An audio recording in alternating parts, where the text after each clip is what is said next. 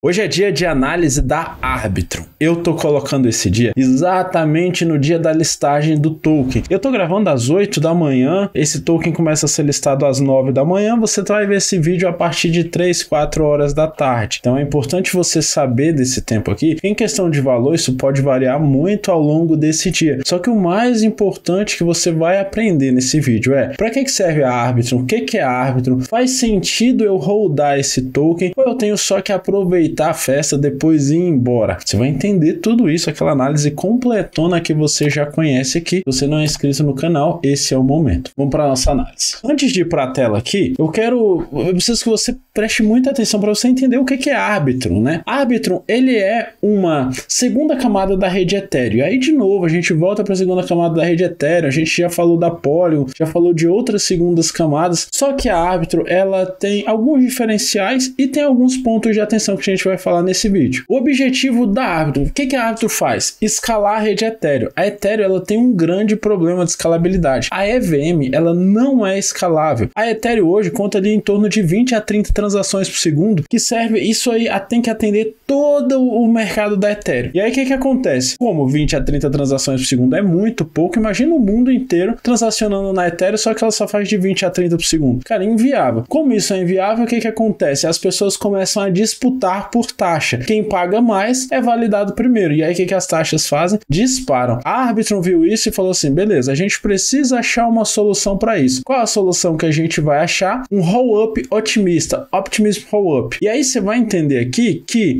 no vídeo, vou deixar aqui esse vídeo que a gente falou da Polygon, a Polygon traz uma solução dessa, só que lá na Polygon é uma ZK Roll-up. Existe uma grande diferença aí. Enquanto lá no ZK a gente entende, ou melhor, o protocolo entende como tudo que vier lá da Polygon, a gente vai entender que, cara, é válido, não vamos nem olhar para isso. Já aqui no Optimism Rollup, ele tem um olhar otimista sobre as transações. Então é mais ou menos assim. As transações não acontecem na rede Ethereum, elas acontecem na rede Arbitrum. Tudo que a Arbitrum faz aqui, a Ethereum entende com o otimismo de que tá ok. De tempos em tempos, a Arbitrum junta um monte dessas transações e manda isso para a rede Ethereum para que fique registrado. A rede Ethereum, que é a camada principal, que é essa camada lenta e cara, só que por outro lado extremamente segura, ela simplesmente vai olhar com otimismo e falar, acredito que essa mala que você me entregou aqui, com milhares, centenas de transações, estão todas corretas. E pronto. Se tiver algum problema, isso é invalidado, as pessoas envolvidas são penalizadas financeiramente, pessoas não, carteiras, enfim, né? E dessa forma, a Arbitrum consegue, com muito mais velocidade, com preço muito mais barato, transacionar na rede Ethereum. Já eu vou para a tela aqui para te mostrar alguns números para você ver o quanto isso já tem influenciado na rede. A Arbitrum hoje é a maior segunda camada da rede Ethereum, maior inclusive que a própria Polygon. Então, se por um lado a Arbitrum utiliza da fraqueza da Ethereum para desenvolver o seu projeto, para a Ethereum isso é fantástico, porque a Ethereum ela vai se tornando cada vez mais um core, um núcleo onde as coisas vão acontecer fora da Ethereum e a Ethereum fica sendo como um grande validador. É muito similar ao que já acontece lá na Polkadot com a Relay Chain e com as Parachains. Então é mais ou menos isso. Eu acho que isso é, na minha opinião, o futuro. Por isso que eu gosto do projeto Polkadot, por isso que eu gosto da Nervos e por isso que eu acho que essas soluções de segunda camada da Ethereum, elas vêm sim para ajudar muito a Ethereum, podem ser a salvação do Ethereum. E aí, para falar um pouco de números, você precisa vir aqui para a tela dar uma olhada nisso. Estou aqui no site oficial da Arbitrum, tá? E olha o que a gente tem aqui, ó. TVL 3,7 bilhões, atualizado ali dia 17 de março de 2023. Pode ter uma pegadinha aqui, vou te mostrar já. Roll-up market share, ou seja, quanto do mercado roll-up, desse mercado que é validado fora da Ethereum e enviado para a Ethereum em pacotes, em grandes quantidades, quanto disso está com a Arbitrum? 55,6, ou seja, ela tem a maioria desse mercado. Número total de usuários, eles contam com mais de 3,4 milhões. E eles já economizaram desses usuários cerca de 649 milhões de dólares em gás, em taxas. Muito interessante esses números. Quando a gente pega isso aqui e vai para o DeFi Lama, no DeFi Lama a gente consegue comprovar um pouco desse tamanho da Arbitrum. Dá uma olhada nisso. Eu tô aqui olhando os gráficos das redes, tá? Quando a gente desce aqui, vem, ó, Ethereum, Binance Smart Chain, Tron, em quarto lugar já tá a Arbitrum. Cara, isso aqui é muito grande. Nesse momento eles estão com um volume de 619 milhões nas últimas 24 horas, 1,7 bilhões em stablecoins e quase 2 bilhões de TVL, ficando aí, como eu te disse, à frente da própria Polygon e da Optimism. Esses três aqui são concorrentes diretos, não necessariamente são concorrentes do ponto de vista que só vai existir um. Eu acredito que não, acredito que tem espaço inclusive para os três existirem, assim como tem várias parachains lá na Polkadot, pode ter várias segundas camadas aqui na Ethereum. E aí quando a gente vem para dentro da própria Arbitrum, a gente vê alguns outros números interessantes e aqui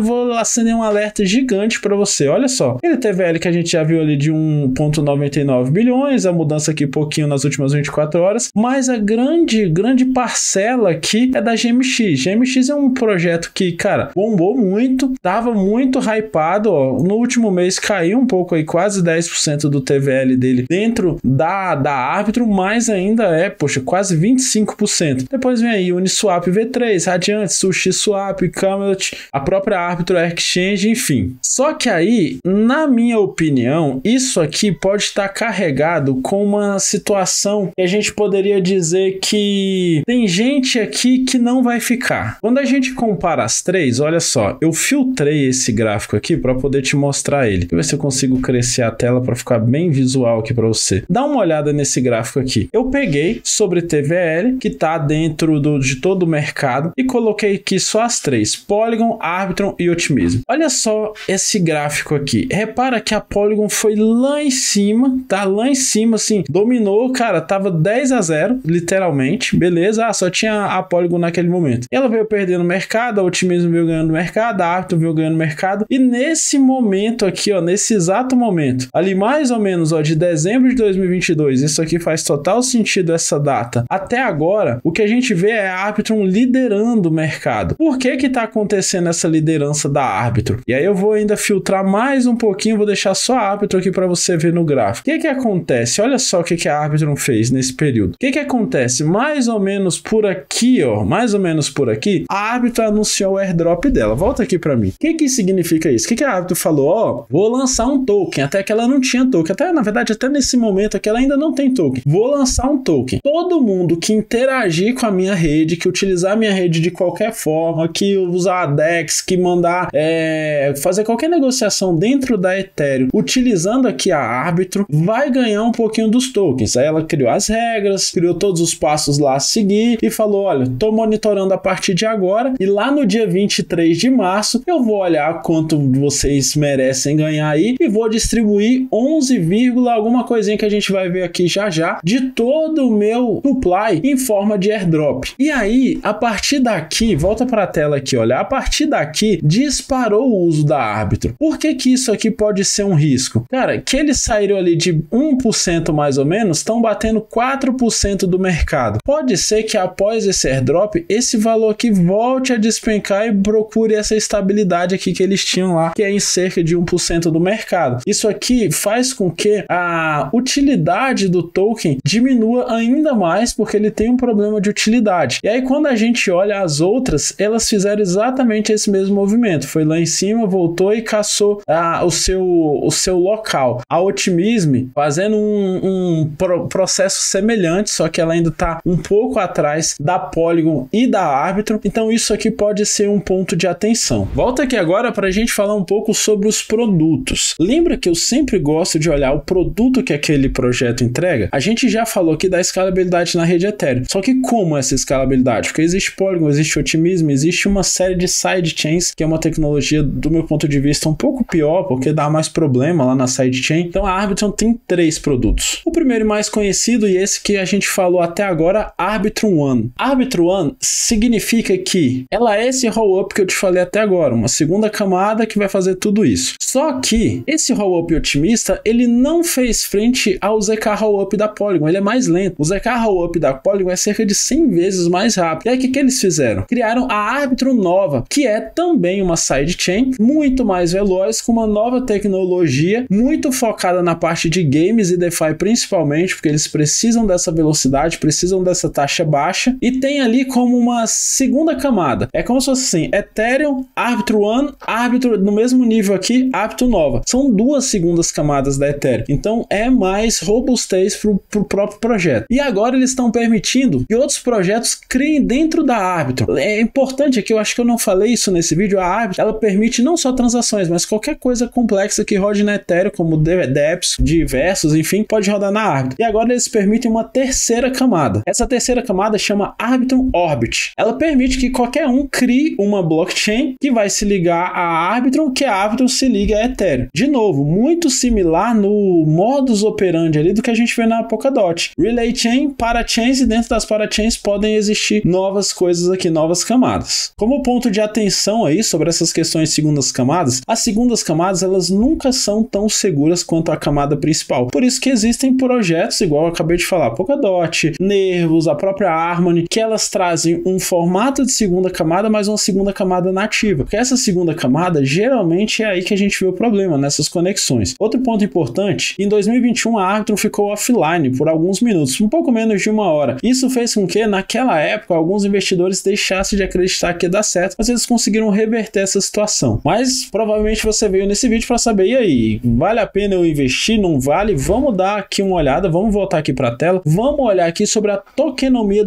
da Arbitrum. Estou aqui no Token Unlocks, e aí a gente tem alguns problemas aqui, não é problemas, mas assim, quando a regra tá clara, quando é sabido de todo mundo, já eu não acredito que seja problema. É só uma questão importante aqui, como eu poderia dizer, cara, as pessoas precisam entender antes de colocar o dinheiro delas. Vamos descer aqui. Olha só, daqui a exatos 58 minutos e 20 segundos vai ser o próximo evento de Cliff. O que é um evento de Cliff? É uma distribuição de uma vez só, uma porrada só. Quanto vai ser distribuído nessa porrada só? 55,53% de todo o supply. O supply é de 10 bilhões, então 5,553 serão distribuídos daqui a 57 minutos. Acontece que nem todos esses aqui vão ser queimados agora. Vamos dar uma olhada aqui como é que tá isso. A parte de investidores, ó, investidores daqui a um ano. Time, desenvolvedores e apoiadores daqui a um ano também. O que vai ser distribuído agora são essas três partes aqui, ó. O DAO, as carteiras individuais, que é essa galera que ganhou o token, e a tesouraria. Antes da gente falar disso aqui,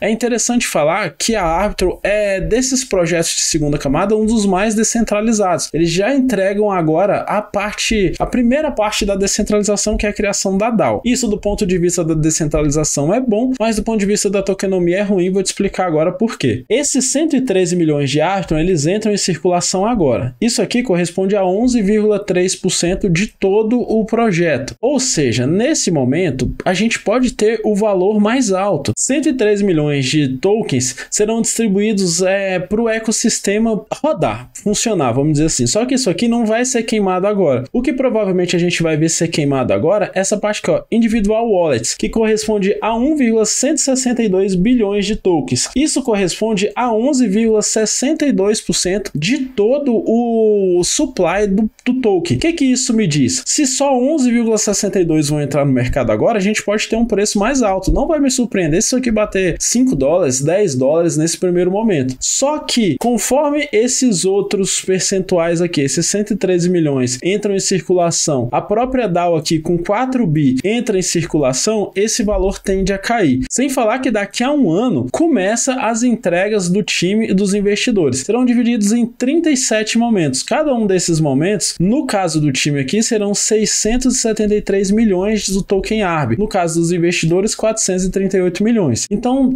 ele vai passar esse primeiro ano de uma volatilidade maior, ele vai encontrar preço, ele vai cair de preço muito em breve, vou te explicar por quê, e daqui a um ano ele deve ter uma inflação ainda maior, que é exatamente esse gráfico subindo aqui, que nesse momento aqui, caso a tokenomia não mude, a tendência é que ele caia de preço. Por que eu tô falando todo o tempo que ele vai cair de preço? Porque esse token, volta aqui para mim, esse token não tem utilidade, é o ponto negativo da Arbitrum. O token Arbitrum, ele é um token de governança, ele favorece a descentralização da rede. Só que você não coloca ele em stake, ele não rende, você não paga taxa com ele, as taxas lá dentro são pagas com Ethereum, então ele não tem utilidade. A utilidade dele é única e exclusivamente que o detentor dele possui um pedacinho da Arbitrum, e esse pedacinho te dá direito a voto. Isso é interessante para os desenvolvedores, sim, para dentro do projeto, sim, para descentralização, sim, mas para quem quer especular no curto prazo não é interessante. No longo prazo, a gente pode ver isso valorizando, como a gente já viu em outros projetos. Só que a tendência para que esse token venha a valer muito no futuro é que eles mudem essa tokenomia depois de distribuído aqui. Muito provavelmente eles votem algum stake, alguma coisa, como por exemplo fez a Chainlink agora. A Chainlink tinha um token sem utilidade e agora eles vão dar um stake para o token. Isso vai fazer com que o token token valorize. E aí uma última informação, vamos voltar para a tela aqui, ó, sobre os fundadores. Eu achei interessante a questão dos fundadores, porque esse cara aqui, ó, Ed Felten, ele foi CTO do presidente Obama. Olha só que interessante, ele trabalhou na Casa Branca e isso mostra que